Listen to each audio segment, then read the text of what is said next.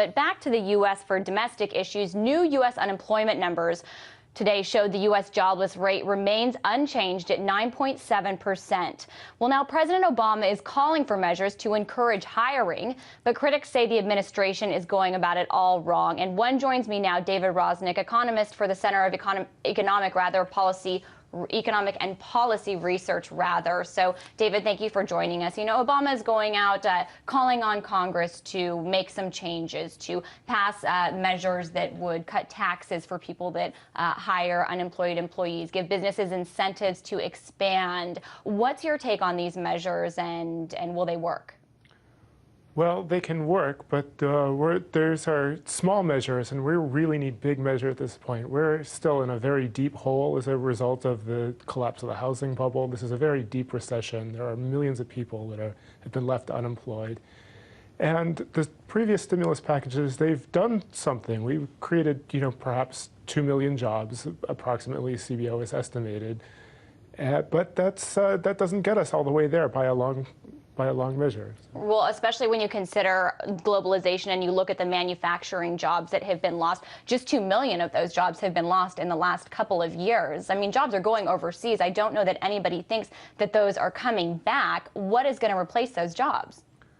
Well, the important thing for manufacturing is that the dollar's been overvalued for a number of years. And as long as the dollar is overvalued, that means that it's much harder for America to compete in the export sector.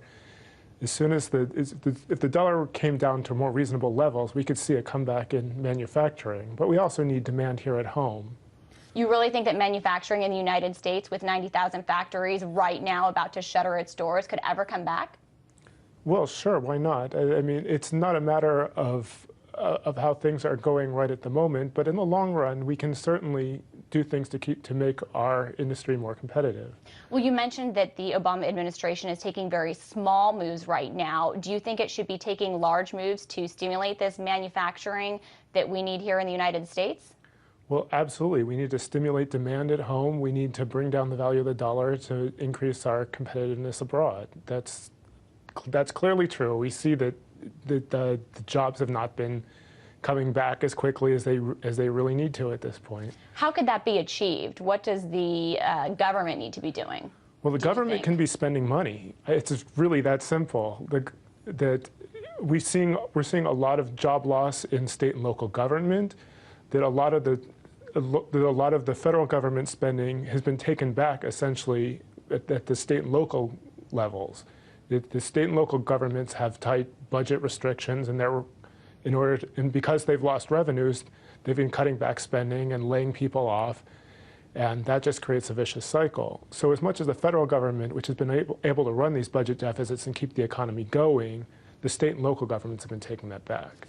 So you're saying spending is the answer. Now, you also mentioned layoffs. One thing I want to talk about is in some other countries, they've dealt with unemployment a different way. Germany and the Netherlands are a couple that instead of paying unemployment benefits, or they've paid for employees to stay and work fewer hours. What would something like this do for the United States? Right, that could be huge, and it would be very beneficial over the long run for us to cut back on our hours. But work sharing, I mean, it's a perfectly reasonable idea for getting the economy going again, because if we spread out the work and so that keep people employed, and the government pays to keep people at their full wages, and they have the money to spend and to keep driving, and that'll inspire businesses to keep people on in order to supply the goods and services that the people are demanding. All right. Well, thank you so much for offering your solutions and telling us why you don't think the Obama administrations are hitting the mark.